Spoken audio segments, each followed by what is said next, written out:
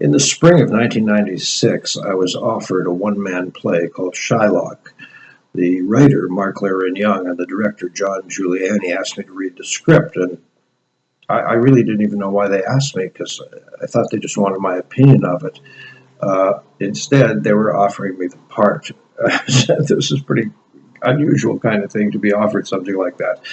So the play is about an actor named John Davies who is playing the part of Shylock. The play is called Shylock, and he's doing Shylock in The Merchant of Venice at a festival, and he comes out after the play to speak to the audience, and he tells them that this play is finished. There's another 8 weeks to run in the contract, but the festival has canceled the play because a woman has complained that the play is anti-Semitic and so on.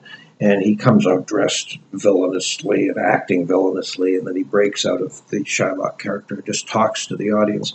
The play is tremendously funny, brilliantly, cleverly written by Mark.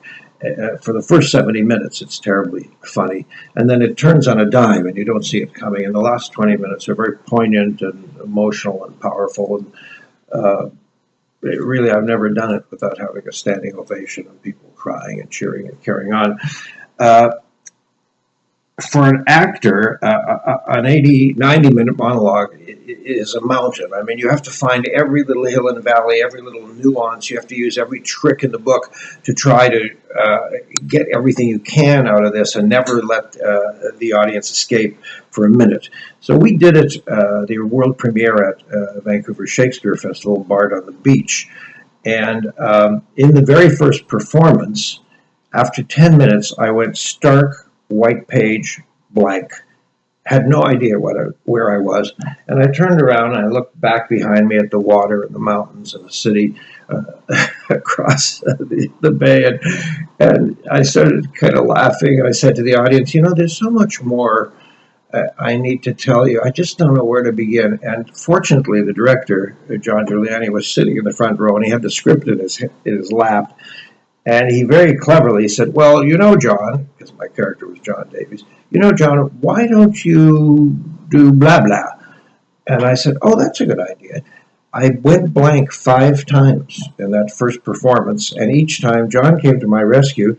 The reviewers thought that was part of the script. They thought it was very clever that, you know, the guy would go blank. Anyway, you know, for an actor, by the way, I've done this play now hundreds of times all over the place, including once in Venice, Italy, about 100 yards away from the Jewish ghetto. And I had the British consul sitting in the front row, and it was an amazing experience. The whole play has been an amazing experience. For an actor to be handed a role that fits you like you were meant to play it is pretty weird and rare. I'm not putting myself in this category, but one thinks of, you know, Rex Harrison had, you know, Higgins written for him in My Fair Lady, claiming I'm not a singer, I can't sing. And of course, they wrote the music just to his pitch and so on. Brando in his signature roles of Terry Malloy, Stanley Kowalski, and Don Corleone. Who else was I thinking of? Oh, Yul Brynner, of course, as the King in The King and I. I'm not putting myself on their level. I'm just telling you that, you know, it's so unusual to be given that opportunity. Pickle. When good fortune smiles on you, and it's not that often, let's be honest, when it smiles on you with something really big like this, you've got to seize the day. You've got to grab hold of this and dive into it and run with it with all you've got.